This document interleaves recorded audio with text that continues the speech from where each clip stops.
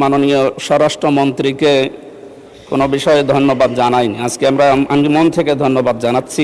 আপনি স্বরাষ্ট্রমন্ত্রীকে ধন্যবাদ দিচ্ছেন। সরি মাননীয় স্পিকার, দেশের সাইবার তাহলে মাননীয় সদস্য মোহাম্মদ আমির হাফজা, কুষ্টিয়া 3, 2 মিনিট। আসসালামু আলাইকুম। মাননীয় স্পিকার, সাইবার সুরক্ষার সংশোধনী বিল 2026 20 আগস্ট তারিখের মধ্যে জনমত যাচাইয়ের জন্য বিলটি প্রচার করার আহ্বান জানাচ্ছি। আমি আজ 4 মাস হতে চলছে সরকারের বয়স, আজ পর্যন্ত মাননীয় স্বরাষ্ট্রমন্ত্রীকে কোনো বিষয়ে ধন্যবাদ জানাইনি। আজকে আমি মন থেকে ধন্যবাদ জানাচ্ছি এই বিলটি মাননীয় মন্ত্রী নিয়ে আসার কারণে। কারণ এ বিলের উদ্দেশ্য, কারণ এর সাথে নীতিগতভাবে আমি মন্ত্রীর সাথে একমত।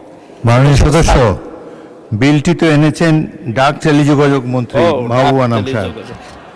আপনি স্বরাষ্ট্রমন্ত্রীকে ধন্যবাদ দিচ্ছেন। সরি মাননীয় স্পিকার, দেশের সাইবার তাহলে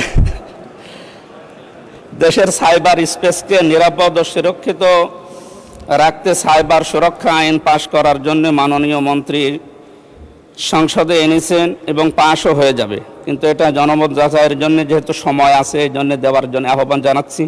এখানে কোরআন হাদিসের যে বিষয়গুলো এই সাইবারের বিষয়ে আমরা পেয়েছি, তার ভিতরে সূরা নিসার 149 নম্বর আয়াতে আল্লাহ রাব্বুল আলামিন এ বিষয়ে বিস্তারিত ব্যাখ্যা দিয়েছেন। ইন তুবদু খায়রান আও তুখফুহু আও তাফু আন সুইন ফাইনাল্লাহা কানা আফুওয়ান কাদিরা।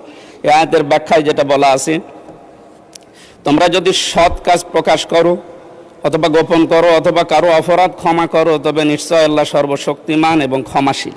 এই আয়াতের ব্যাখ্যার দ্বারা বোঝা যায়, বাংলাদেশে আমরা এর আগে মাননীয় সংসদ সদস্যদের মাধ্যমে যেটা শুনলাম, সাইবারের দ্বারা অ্যাটাক যে বিষয়গুলো সবচাইতে বেশি হয়, সেখানে রাজনৈতিক ব্যক্তিবর্গের নামই বেশি আসে। ধন্যবাদ মাননীয় সদস্য। পরবর্তী বক্তা জনাব মোহাম্মদ কামরুল হাসান, ময়মনসিংহ 6, সময় 2 মিনিট। মাননীয় বিরোধী দলের নেতা বলুন। ধন্যবাদ মাননীয় স্পিকার।